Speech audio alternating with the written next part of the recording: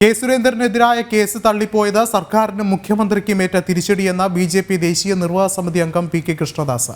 നിലനിൽക്കാത്ത വകുപ്പുകൾ പോലും ചുമത്തിയാണ് കേസ് രജിസ്റ്റർ ചെയ്തിട്ടുള്ളത്.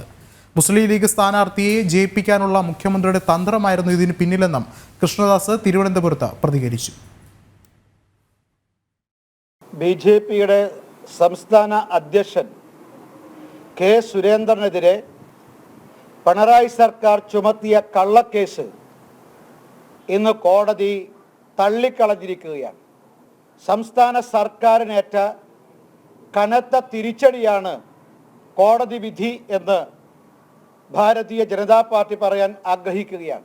കെ സുരേന്ദ്രനെ തെരഞ്ഞെടുപ്പ് രാഷ്ട്രീയത്തിൽ നിന്ന് അകറ്റി നിർത്താനുള്ള ആസൂത്രിതമായ ഗൂഢാലോചനയുടെ ഭാഗമായിട്ടായിരുന്നു മുഖ്യമന്ത്രിയുടെ പ്രത്യേക നിർദ്ദേശപ്രകാരം പോലീസ് സുരേന്ദ്രനെതിരായിട്ട് കള്ളക്കേസ് ചുമത്തിയത്.